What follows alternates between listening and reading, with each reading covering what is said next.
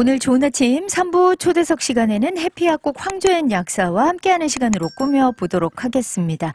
이 자리에 정말 오랜만에 해피약국 황조연 약사님 나와 계세요. 안녕하세요. 안녕하세요. 아이고 오래간만입니다. 네, 네네네. 진짜 어떻게 지내셨어요? 이 무더운 여름을. 정말 너무 덥고 네네. 정말 가진 병이란 병은 또 약사인데 식중독 걸리고 진짜 식중독까지요? 식중독도 걸렸었어요. 아이고 세상에. 고난의 행군을 좀 하신 여름. 건가요? 네. 안 그래도 오늘 좋은 아침에 황조연 약사님 나오신다고 하니까 약사님 팬이라고 또 청취자분이 인사를 나눠주셨습니다. 참 감사해요. 자, 오늘 보니까 이제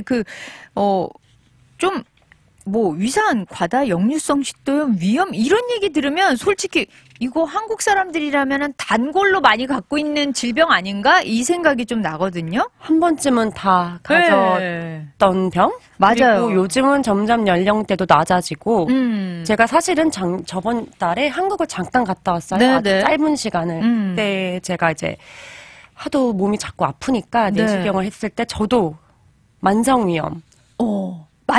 만성이래요. 네. 저보고 이게 잠깐 위험이 있는 게 아니라 이제 위험이 이제 있은 지 꽤 오래됐다. 그 흔적이 오래됐구나. 네. 근데 저는 전혀 한 번도 솔직히 전 위 하나는 막 쇠도 녹일 수 있는 위라고 제가 자부했단 말이죠. 그랬는데 그러니까 자각 증상 같은 것도 뭐 속쓰림이랑 그런 게 없어요.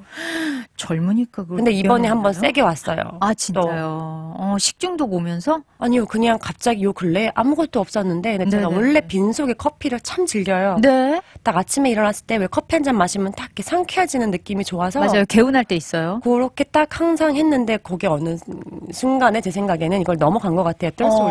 네네네. 더 이상 위가 버틸 수 없다라는 그걸 넘어갔는지 뒤집어졌구나. 완전 정말 너무 속이 쓰리고 뭐를 먹어도 너무 여기가 아프다고 하죠. 우리가 명치가. 맞아요. 그러니까 쓰린 게 아니라 그냥 막 이제는 정말 쿡쿡쿡 쑤시면서 누가 이렇게 계속 펀치 때리고 있는 느낌? 그러면서 그 경직된 게 안 풀리죠. 그래서 진짜 고생했어요. 한 일주일 정도. 근데 사람은 약간 고생을 하면 예뻐지나 봐. 너무 예뻐져가지고. 아니에요. 오시는 환자분들이 저한테 자꾸 아이고 얼굴이 상했다고. 어르신들은 그러죠. 아니 예전에 있던 그 화사한 아가씨 어디 갔냐고 자꾸 찾으셔서. 그렇군요. 슬펐어요.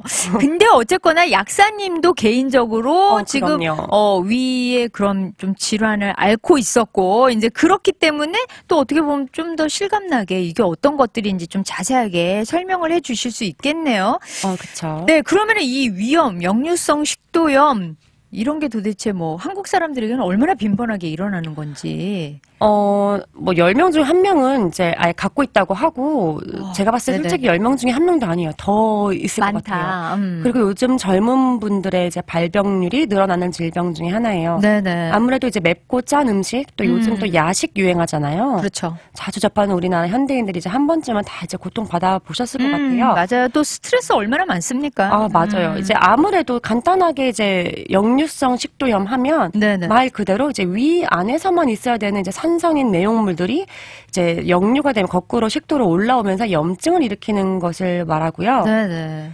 전형적인 증상으로는 이제 가슴 쓰림, 소위 말하는 신물이 올라온다는 그런 느낌이죠. 경험 많이 해보셨을 거예요. 쓴물 올라온다. 또 이제 우리 어르신들은 이제 생목 올라온다. 네네. 이런 표현 많이 쓰시고요. 근데 비전형적인 증상으로는 정말 다양한 증세로 나타나서 이게 가끔 다른 병으로 착각하시는 경우도 있어요. 예를 들어 그래요? 이게 역류성 식도염 중에 헛배 부는 느낌 날 수 있고요. 왼쪽 갈비뼈 밑이 아프다고 하시는 분들, 그리고 이제 가슴이 아프다, 답답하다.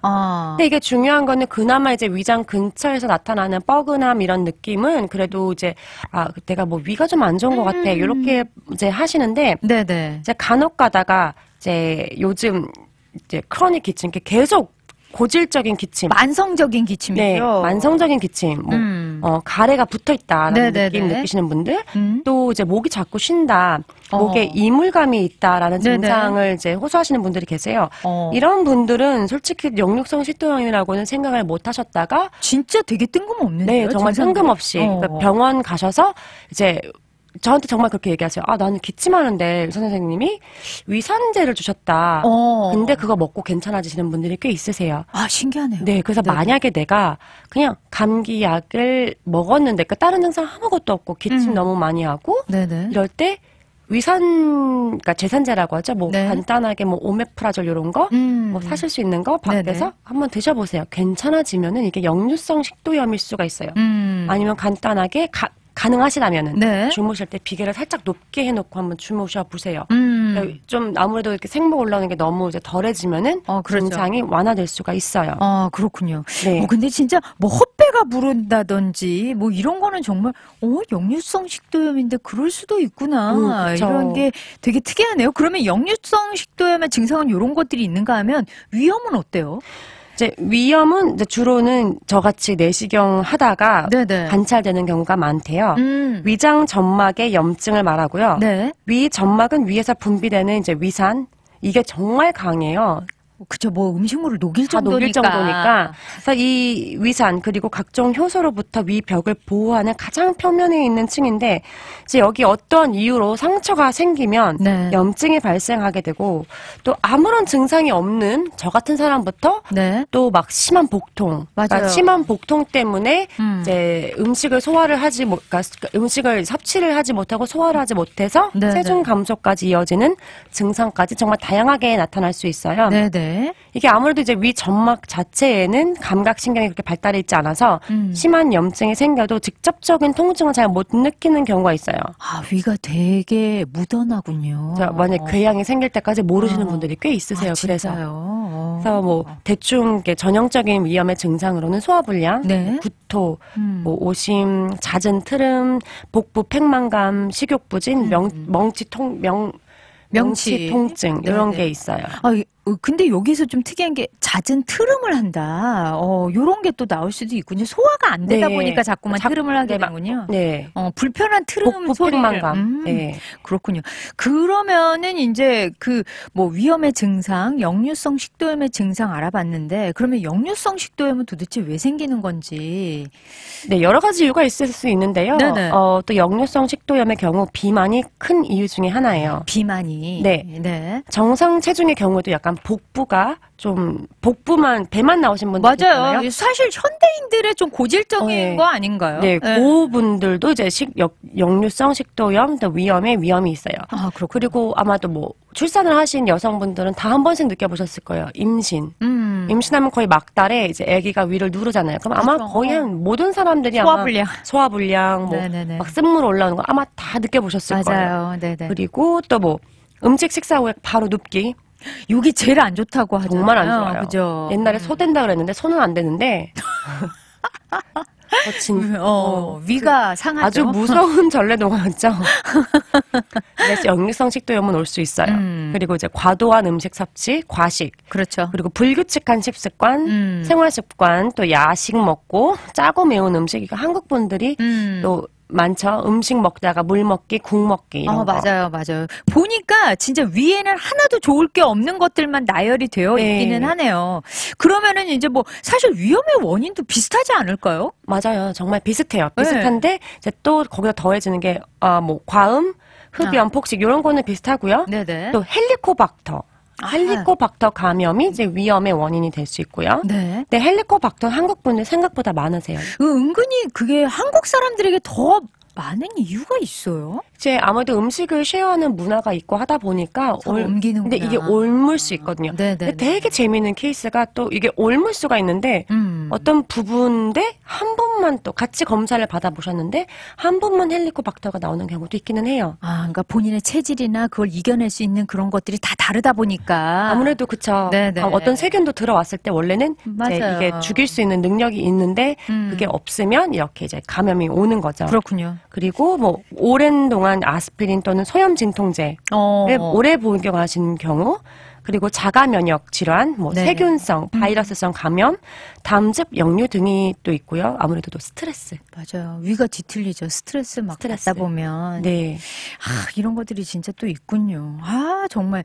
아니 근데 여기 보니까 무슨 이렇게 약을 또 오래 복용을 해도 이렇게 위염을 일으킬 수 있는 거예요? 그 아무래도 그 소염 진통제 자체가 위염을 일으키는 것 중에 큰 요인 중에 하나고요. 그래요? 항콜린제는 이제 원래는 과민성 대장이나 이제 과민성 방광처럼 자꾸 이제 이게 쪼여드는 기능 근육을 이제 잡아줘야 되는데 이게 자꾸 이제 새는 거죠. 느슨해지는 거죠.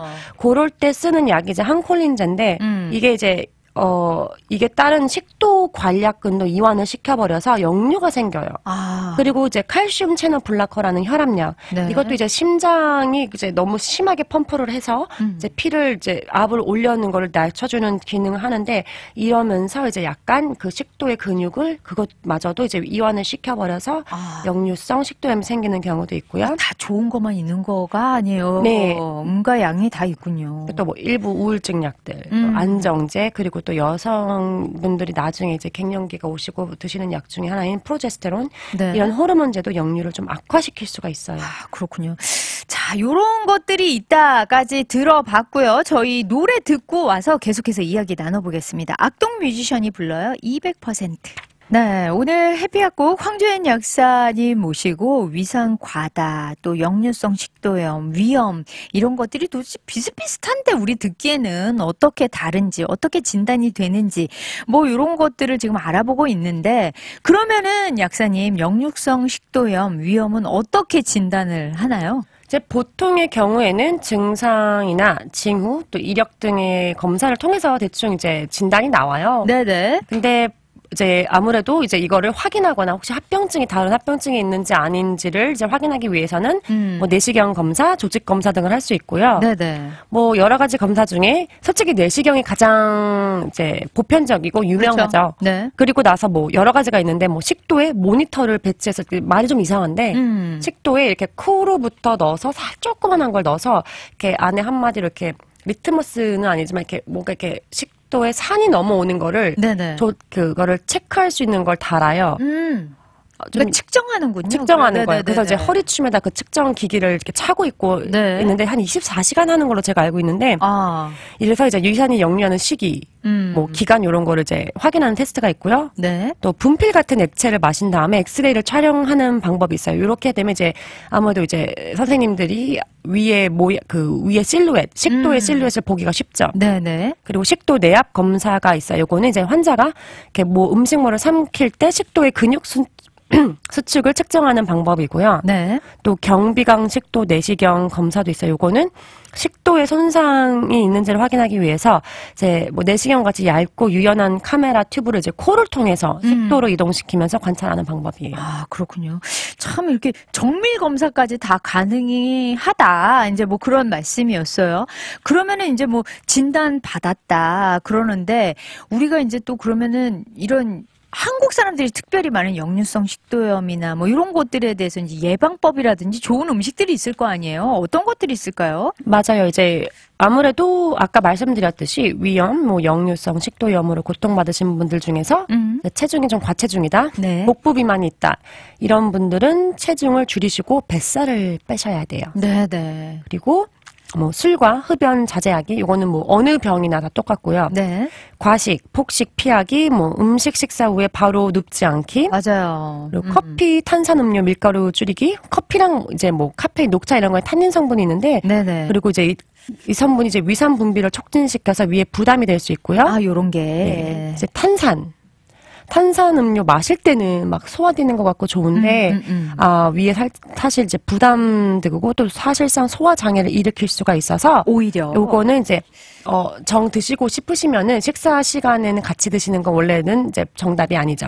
그렇군요. 그리고 식사할 때, 물 섭취 피하기. 식사 도중에 너무 많이 마시게 되면은 이제 되는 시간을 더 길어지게 만들어요. 그렇죠. 그리고 위액이 자꾸 이렇게 중화가 되다 보니까. 맞아요. 그렇죠? 그리고 좋은 식사 습관을 들여주는 게 가장 중요한데요. 네. 제 시간에 규칙적으로 이거는 뭐 아마 다들 아는데 못 지키는 걸 거예요. 저도 못 지키거든요, 솔직히. 그러니까요. 아침 거르고 점심 막 그냥 2-3시쯤 대충 먹고 저녁 폭식하고 정말 나쁜 건데 많은 이제 비즈니스 하시는 분들 아니면 현대인들 중에서 일이 많으신 분들은 아마 거의 이러실 거예요. 그렇죠. 자영업 하시는 분들은 사실 손님 오면은 뭐 그때 맞춰서 식사한다거나 이럴 수가 없잖아요. 과식은 금물인 이유가 천천히 꼭꼭 씹어서 먹어야 되는 게 음식을 먹으면 이제 위 벽이 팽팽해지고 이제 당이 올라가면 우리 뇌에 있는 시상하부에 있는 이제 포만 중추가 자극을 받아요. 네. 여기서 이제 렙틴 호르몬이 분비가 되는데 이 렙틴이 이제 우리한테 포만감, 나 배불러. 이걸 알려주는 호르몬인데 네네네. 이 과정이 이제 먹었을 때부터 한 15분에서 20분이 걸려요. 아, 시간이 생각보다 오래 걸리네요. 그래서 이게 만약에 내가 막 음식을 빨리 먹어버리면은 내 적정량보다 더 많이 먹게 되는 거죠. 아, 그렇네요. 근데 보통 한국 분들 엄청 빨리빨리 차려놓으면 한 5분 안에 다 끝나시는 분들 많지 않아요? 반찬부터 식당 가면 반찬 한번 클리어 시키잖아요. 그러니까요. 맞아요. 15분이면은 벌써 반찬 몇 번 리필 받을 수 있는? 네, 그래서 제가 15분에서 20분 이게 옛날에 우스갯소리로 뷔페 가면은 빨리 먹으라고 뇌가 느끼기 전에 뇌가 배부름을 느끼기 전에 빨리 먹으라고 제가 장난을 얘기했는데 진짜예요. 그래서 천천히 먹으셔야 돼요. 원래는. 그러니까요. 건강을 생각해야 되니까. 네. 그리고 이제 저도 원래는 예전에는 요즘 간헐적 단식 유행하잖아요. 저도 간헐적 단식을 이제 했었는데 그게 위염이 있는 분들 같은 경우 역류성 식도염이 있는 부분 저 같은 거 뭐 장상피화생 이런 거 있다고 이제 진단받으신 분들은 안 하시는 게 좋아요. 아, 그래요? 그러면은 어쨌건 간에 뭐 간헐적 단식까지는 아니어도 그래도 약간 왜 너무 부담되게 먹고 나면 조금 속을 좀 비우는 게 필요하잖아요. 그렇게 그러면 아프신 분들은 뭐 중간에 뭐 우유 한 잔 정도를 먹고 좀 달래줘야 되나요? 원래는 이제 간헐적 단식의 가장 좋은 정의는 그러니까 그 동안은 솔직히 그 어떤 칼로리도 허용을 안 하거든요. 그래서 있는 칼로리를 쓰게 만들기 위해서. 근데 이제 이제 하고 싶으시다면 아니면 그냥 정말 공복을 주시기 원하는 거면은 아까 이제 위염이 있거나 역류성 식도염이 있는 경우 나중에 얘기를 하겠지만 PPI나 이런 약을 드시고 나서 근데 이 약도 약간 이제 뭐가 좀 들어가야지 또 되기 때문에 나중에 아까 이게 조금 있다가 빈속에 먹어야 되지만 먹고 나서 30분 있다 뭘 먹어야 돼요. 그렇기 때문에 그런 경우에는 뭐 PPI나 이런 걸 먹고 그다음에 우유 같은 거를 한 잔을 한 30분 있다가 그런 방법도 있고요.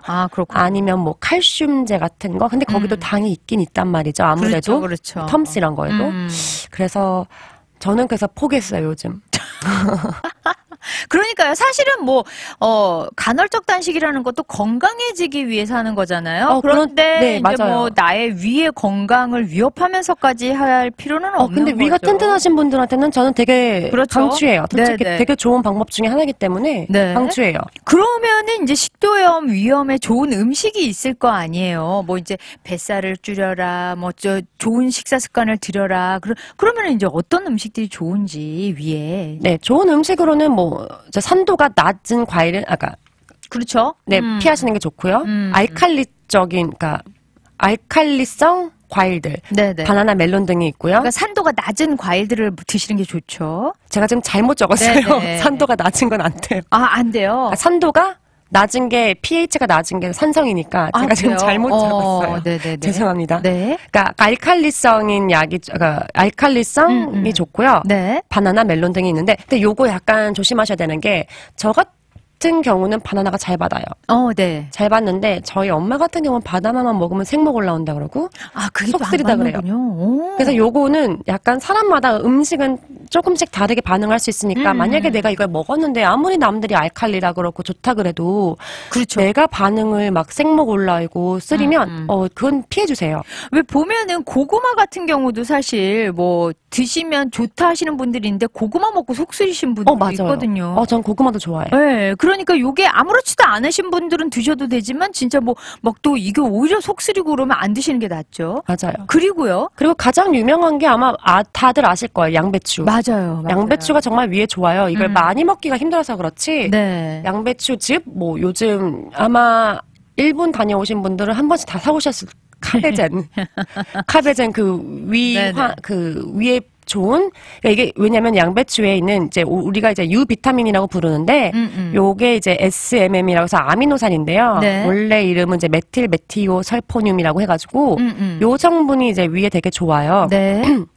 위 점막의 혈류를 개선해주고 점액 분비량을 늘려줘서 위약 분비 억제, 뭐 점막보 이런 효과가 있는데 이게 양배추에 많아서 네. 양배추가 위에 되게 좋은 음식 중에 하나예요. 아무래도 이제 양배추를 하루에 막 몇 통씩 먹을 수는 없으니까 그렇죠. 위가 안 좋으신 분들은 뭐 양배추즙이나 꼭 뭐 카베전 아니라도 뭐 양배추 환 이런 거 한국에는 이제 많거든요. 맞아요. 건강 보조식 분들 네, 많으니까 그런 거 드셔도 되고요. 네. 브로콜리 좋고요. 또 마 진짜 좋죠. 마 드셔보셨어요 혹시? 네, 저는 좋아해요. 저는 어렸을 때는 이걸 못 먹었는데 나이가 드니까 참 좋더라고요 이게. 저희 아빠가 마를 맨날 아침마다 갈아 드셨거든요. 요게 이제 마에 있는 뮤신 성분이 위벽을 보호해줘서 좋고요. 뭐 소화불량, 위염에 네. 잘 일어나시는 분들에게 도움이 되는 음식 중에 하나예요. 그렇군요. 그러면은 이제 뭐 피해야 하는 음식들은 사실 뭐 많이 알고 있지만 뭐 다들 아실 거예요. 담배, 커피 맞아요. 뭐 이런 것들 그쵸? 알면서 피할 수 없는 네. 커피. 맞습니다. 초콜릿. 그렇죠. 그런 것들을 좀 많이 피해야 되는 게 좋다. 잘 모르시는 것 중에 하나가 토마토 베이스. 그러니까 맞아요. 그게 뭐래더라. 저도 예전에 그 패밀리 닥터 선생님께 들었는데 이게 역류성 식도염이 있는 분들은 토마토 많이 드시지 말라고 하더라고요. 토마토 많이 안 드시는 게 좋고 토마토가 산성이에요. 그리고 그 토마토 소스. 저희 시어머니가 이제 네. 또 환자 제 개인 정보를 이제 만성 위염이 있으신데 이 못 드세요. 토마토 그렇군요. 소스 스파게티. 저희 남편도 그렇고 그것만 먹으면 완전 그날은 속이 뒤집어지는 날이에요. 그렇군요. 그러니까 요거 조심해 주시는 게 좋아요. 네. 자, 그러면은 이제 뭐 어떻게 보면 마지막 질문이 될 수도 있는데요. 이게 어떤 약을 이제 뭐 이렇게 장기 복용하게 된다? 그러니까 뭐 위 병이 있으면 이제 뭘 이렇게 장기 복용할 수도 있는데 뭐 복용하게 되면 뭐 뼈가 약해진다 뭐 이런 썰들이 좀 있더라고요. 네. 네, 그거는 어떻게 되는 거예요? 지금 우선은 약이 몇 가지가 있는데요. 네네. 위염으로 진단을 받으시면은 이제 생활 습관을 개선하시면서 이제 약이 들어가죠. 네. 아무래도 저같이 저도 이제 위염 진단을 받았잖아요. 그럼 위염이 있어요, 지금? 네. 그러면은 그거를 내가 식이세균만 바꿀 거야. 이건 당연히 바꾸셔야 되는 거고요. 네. 내가 손에서 상처가 나면은 어느 정도 약을 발라줘야 되지. 연고 발라야죠. 네, 저는 꼭 이제 위염이 속이 지금 너무 쓰렸어요. 그러신 분들한테는 이 PPI 같은 거, 프로톤 네. 펌프 억제제를 한 2주 정도는 해서 한 달 좋게는 그냥 계속 드시라 그래요. 네. 증세가 괜찮아져도 계속 드시라고 해요.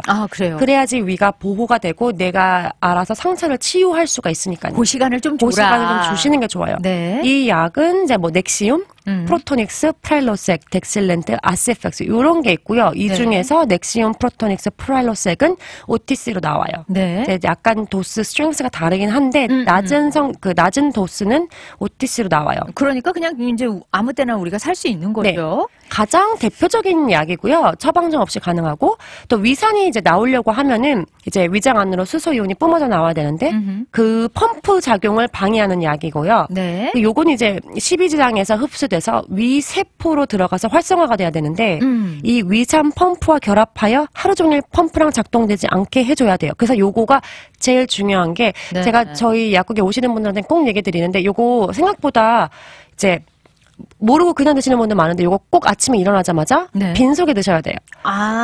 네. 네. 중간에 뭐 음식 먹고 드시면 안 된다는 거죠. 네, 요거는 완전 일어나자마자. 그래서 요거 드시는 분들은 저는 이제 아침에 일어나자마자 드시고 이제 활동을 좀 하시라고요. 뭐 세수 같은 것도 그러니까 먼저 먹고 시작을 하면은 한 30분 금방 가잖아요. 그렇죠. 그런 다음에는 뭐 드셔도 상관없으시고요. 그리고 이 약에는 이제 지금 제가 말씀드린 넥시움, 프라일로색, 프로토닉스 이런 거 다 씹으시면 안 돼요. 씹으면 안 되고요. 네.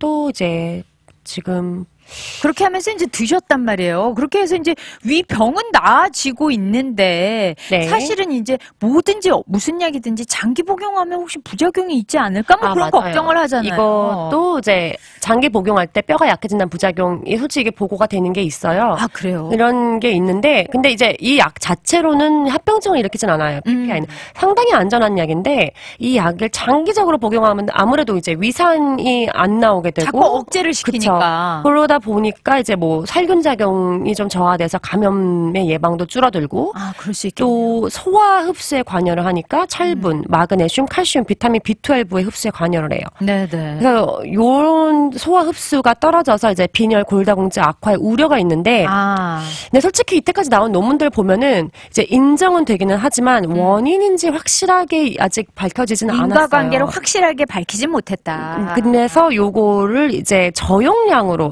근데 이제 집안에 골다공증 내력이 있고 이러신 분들은 저용량으로 좀 간헐적으로 드시는 게 좋기는 하죠. 그렇군요. 근데 이게 저는 항상 이제 얘기를 드리는 게